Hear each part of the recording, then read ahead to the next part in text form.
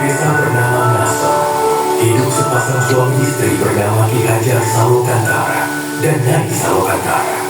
Selama puluhan tahun bersama, mereka belum juga dikaruniai seorang buah hati.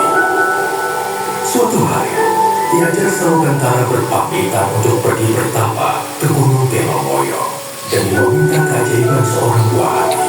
Dengan menunjukkan kepentingan pusakanya, Ki Hajar pun pergi meninggalkan Nyai Salokantara.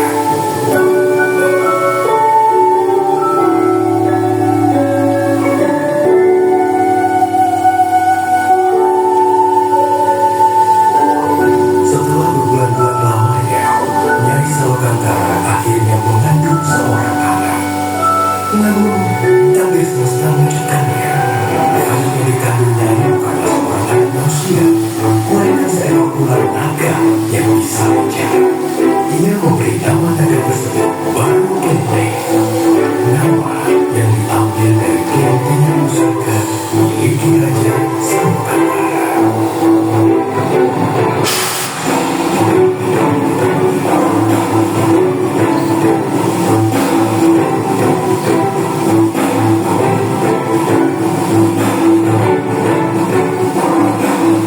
Nyai Salokantara membesarkan Baru Kelinting seorang diri.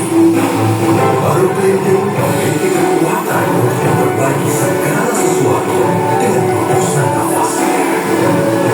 Dikala Baru Kelinting beranjak remaja, ia mulai bertanya akan keberadaannya.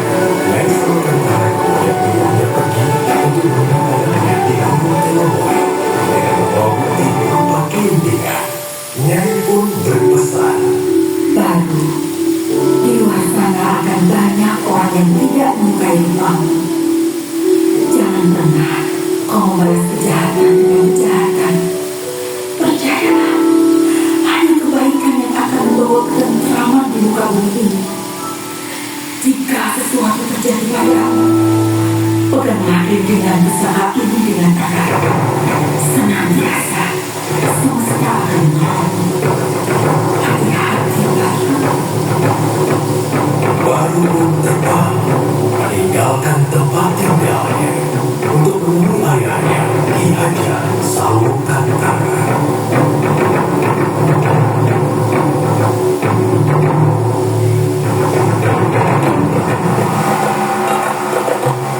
Setibanya di Gunung Telomoyo, Baru Kelinting membangunkan Ki Hajar dengan keberadaannya. Ki Hajar Salokantara sangat terkejut melihat rupa Baru Kelinting yang merupakan seekor ular naga. Baru Kelinting kemudian memberitahukan Ki Hajar bahwa ia adalah anaknya. Ki Hajar merasa tidak percaya. Akan tetapi Baru Kelinting menggunakan kelintingan emas pusaka miliknya. Ki Hajar kemudian memuji Baru Kelinting dengan berkata bahwa jika Baru Kelinting mampu untuk melingkari Gunung Telomoyo dengan turunnya, maka Baru adalah anaknya.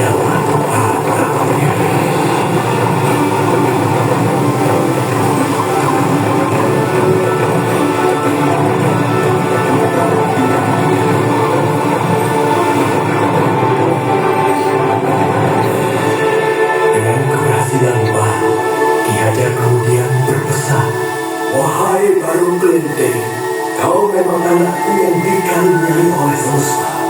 Sekarang, hendaklah kau pergi ke Bukit Tugur dan bertapa. Maka wujudmu akan berubah menjadi manusia." Baik, Ayahanda. Dengan harapan besar untuk menjadi ciptaan yang sempurna, Baru Kelinting terbang dengan cepat ke Bukit Tugur.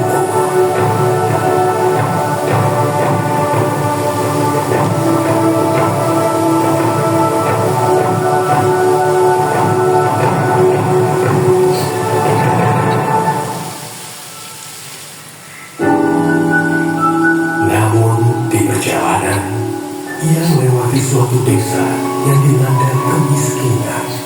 Desa itu adalah Desa Batu. Merasa iba, Baru menolong desa itu dengan hembusan nafasnya.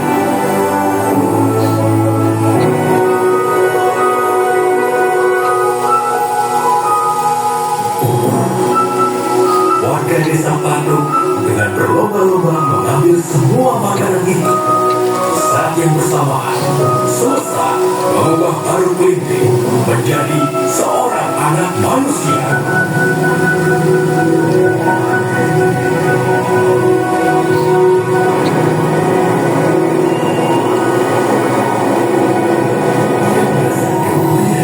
Karena wujudnya bukan lagi seekor naga yang menyeramkan.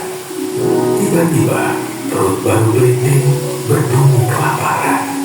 Dengan rupa seorang manusia, Baru Kelinting tidak lagi takut untuk menghampiri desa tersebut.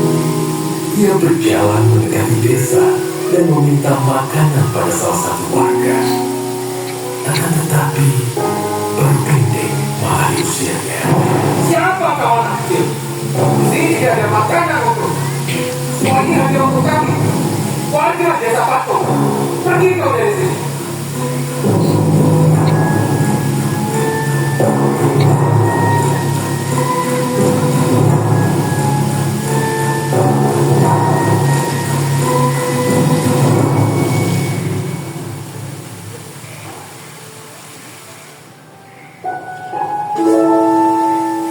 Tiba-tiba seorang nenek menghampirinya.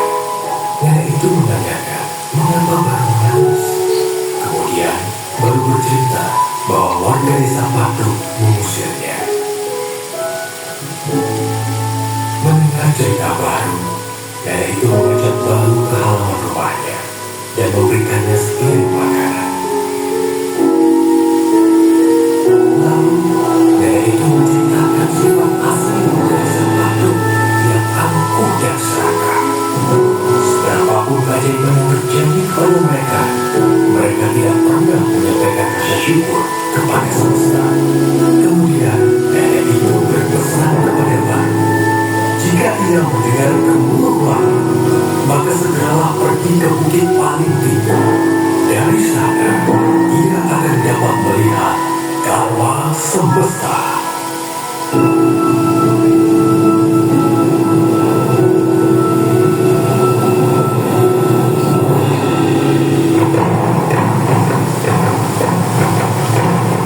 Tak lama kemudian, terdengar dan hujan mulai turun.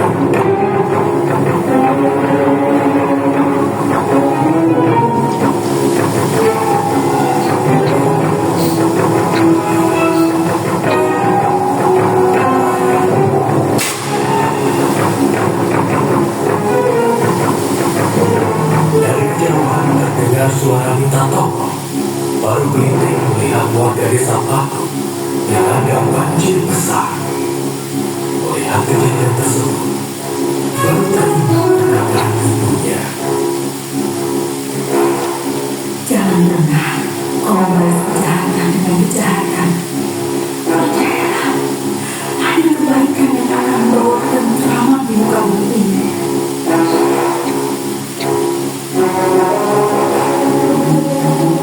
Baru Kelinting kemudian berdoa kepada semesta.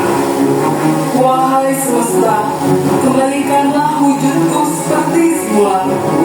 Aku ingin menolong semua orang dengan wujudku apa adanya.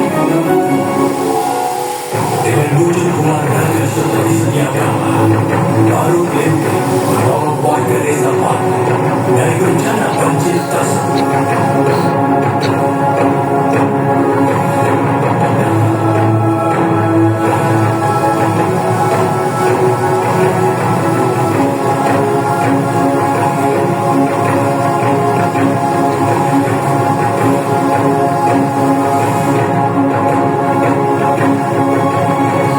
Sampainya di puncak bukit, warga desa Patung merasa takjub atas sosok seekor naga yang telah menolong mereka. Baru Kelinting pun memberitahu warga desa Patung bahwa ialah anak kecil yang telah mereka usir tadi. Warga desa Patung akhirnya menyadari kesalahan dan sifat buruk mereka. Dengan tuntukan rasa hormat, warga desa Patung menyampaikan rasa syukur mereka atas Baru Kelinting dengan menamakan tempat tersebut Rawa Pening, yang berarti melambangkan